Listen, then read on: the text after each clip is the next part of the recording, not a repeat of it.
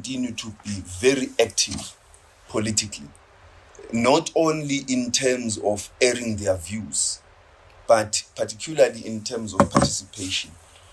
The more young people, because the problem with many young people is, the South African youth are very politically aware. That much nobody can deny. They're politically aware and they've got strong political views. And their views are overwhelmingly progressive. That's what we need to admire. That's what the country needs to nurture. That's what we need to harness as we build a post-colonial society. Now, but we must move away from having views to being active, to taking action, to waking up in the morning on election day to go vote, and not just be critical of everybody and end up not knowing who is right or who can do, among all the bad people, who can be the better among them. Being critical is good, but you need at times to realize that only an armchair revolutionary can have perfect ideas about how to change society.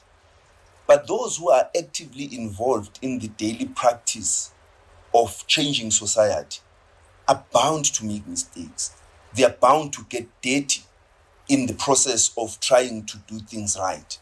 And so young people need to give them the benefit of doubt and say, you are making mistakes. We can only fix these mistakes by getting into you, being part of you, and removing those who are doing bad things. But the vision of the ANC at this present moment remains unassailable. The creation of a non-racial society, non-racialism based not just on blacks and whites coexisting in South Africa and cohabiting the same country, but based on the actual transfer of material wealth into the hands of the black majority. Non-sexism, the genuine empowerment of women, the vision of democracy being available wall to wall, the vision of unity.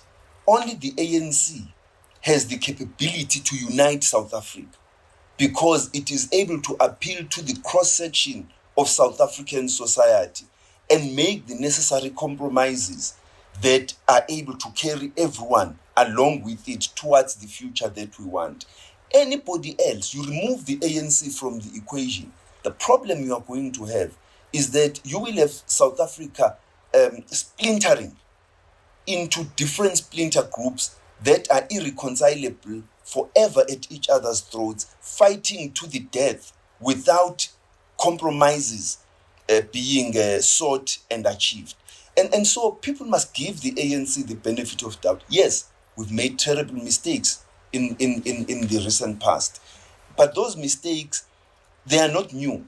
In the 110 years of the existence of the ANC, 111 this year, the ANC would have gone through many moments when it made mistakes. In the 1930s, 1940s, we made mistakes. We began correcting them. And so we can self-correct, but we can also self-correct as a result of the active participation and the constructive criticism of the people of South Africa. But once our people do not go to vote, once youth don't go to vote, you are going to end up like in Tshwane, where you have a coalition government which is unstable. You don't know who is the mayor today. You don't know who will be speaker tomorrow. The example of Ekurhuleni, the example of Johannesburg. We need to vote in large numbers for the ANC, for it to be able to continue carrying out the tasks of transformation without relying on seeking support